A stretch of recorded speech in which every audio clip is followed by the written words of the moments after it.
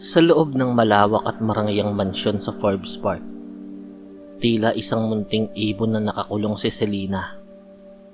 Sa edad na 22, dinala siya ng pangarap mula sa liblib na baryo ng Siquijor patungo sa Maynila upang maging kasambahay. Ngunit ang pangarap na makatulong sa pamilya ay nauwi sa isang bangungot sa kamay ng kanyang among si Don Ricardo, isang makapangyarihang negosyante na ang tingin sa pera ay lisensya upang angkinin ang lahat, pati na ang dangal ng mga nasa ibaba niya. Isang gabi, habang bumubuhos ang malakas na ulan, nilapastangan ni Don Ricardo si Selena. Sa gitna ng pag-iyak at pagmamakaawa, walang nakarinig sa dalaga. Ang mga pader ng mansyon ay kasing bingi ng konsensya ng matanda, at ang mga pag-iyak at pagdaing ni Selena ay parang musika sa pandinig ng matanda. Matapos ang kalunos-lunos na insidente, hindi nagsumbong si Selena sa pulisya. Alam niya na sa mundo ng mga makapangyarihan, ang boses ng isang katulad niya ay madaling malunod sa kalansing ng pilak. Bitbit ang lamat sa kanyang pagkatao, at ang galit na nagbabaga sa kanyang dibdib, tumakas siya sa madaling araw. Bumalik siya sa Siquijor. Hindi sa kanyang mga magulang, kundi sa kanyang lola na si Aling Berta, isang kilalang mambabarang sa kanilang probinsya na nakatira sa bundok. Doon, sa ilalim ng malamlam na liwanag ng kasera, ibinuhos ni Selena ang lahat ng sakit.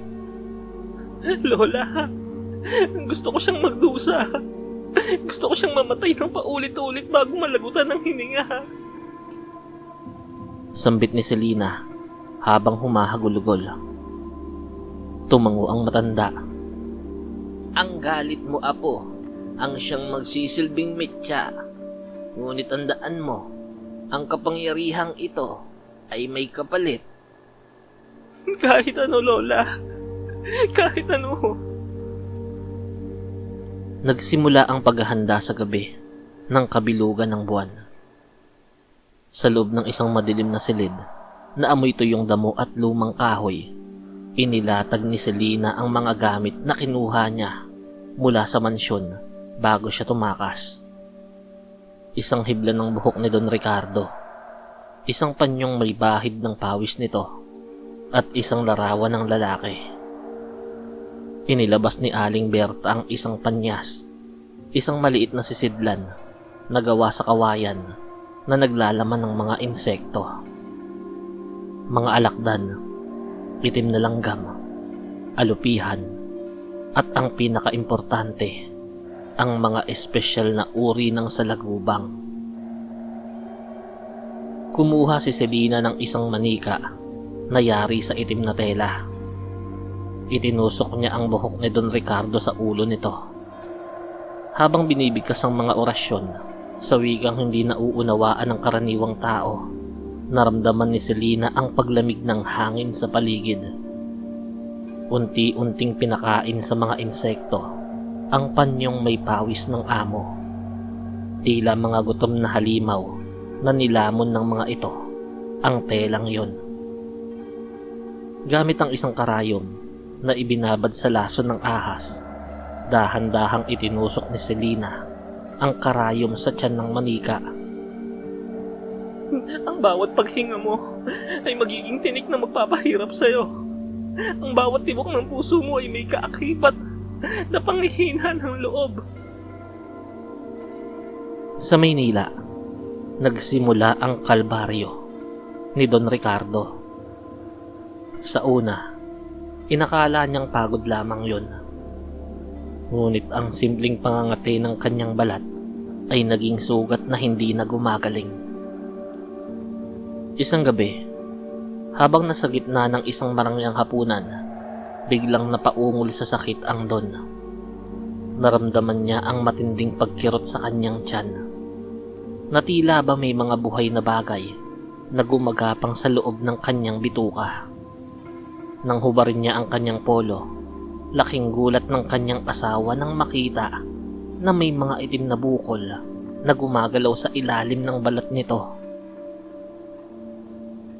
Sa ikalawang linggo, dinala siya sa pinakamagaling na ospital. Ngunit walang makitang sakit ang mga doktor. Ang mga x-ray ay malinis. Ngunit si Don Ricardo ay sumisigaw na sa sakit. Ang kanyang balat ay nagsimulang magbakbak. At mula sa mga sugat ay lumalabas ang mga buhay na uod at maliliit na salagubang. Ang amoy ng kanyang katawan ay naging katulad ng sa isang bangkay na ilang linggo nang nabubulok. Sa Siquijor naman, patuloy ang ritual ni Selena. Kumuha siya ng isang baso na puno ng matatalas na bubog at pako. Ibinuhos niya yun sa isang hukay kung saan nakabaon ang larawan ng Don. Lunukin mo ang bawat sakit na ibinigay mo sa akin. Wika ni Selena habang tinutusok ng karayom ang lalamunan ng manika. Sa Maynila, nagsimulang sumuka ng dugo si Don Ricardo. Ngunit hindi lamang dugo. Kasama sa kanyang isinusuka ang mga kalawanging pako at piraso ng bubog. Ang bawat pag-ubo niya ay nagiging sanhi ng pagkapunit ng kanyang lalamunan. Hindi siya makakain, hindi makatulog, at hindi makapagsalita. Ang kanyang mga mata ay naningkit at naging kulay dugo. Tila ba may mga insekto na nangingitlog sa likod ng kanyang mga talukap.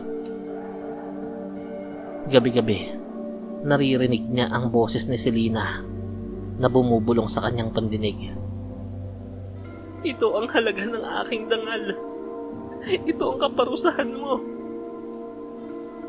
Sa loob ng isang buwan, ang dating matikas at makapangyarihang si Don Ricardo ay naging isang kalansay na lamang na binalot ng nagnanaknak na sugat. Wala nang gamot ang tumatalab. Walang nagawa ang kayamanan nito para gumaling. Ang kanyang kasalanan na siyang ginagamit niya sa paggawa ng kahalayan ay ang unang bahagi ng kanyang katawan na nabulok at nalaglag habang siya ay buhay pa. Halos manlamig siya habang tinititigan ng kanyang ari na nahulog sa sahig.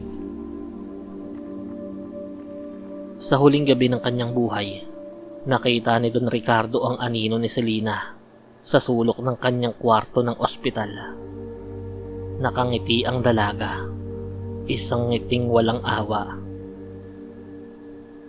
Sa isang huling baon ng karayom ni Selena, sa puso ng manika, tumigil ang paghinga ng Don. Isang dambuhalang alupihan ng lumabas mula sa kanyang bibig bago siya tuluyang malagutan ng hininga. Namatay si Don Ricardo sa paraang pinakamalupit. Mag-isa, sa gitna ng hindi maipaliwanag na sakit at may pangalang na bahiran ng katatakutan. Sa Siquijor, itinapon ni Selena ang manika sa dagat. Ang bigat ng kanyang dibdib ay tila gumaan.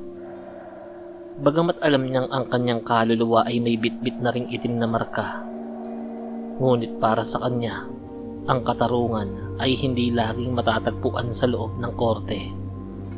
Kung minsan, ito ay matatagpuan sa bulong ng hangin at sa bagsik ng isang sumpang nagmula sa pusong nasaktan.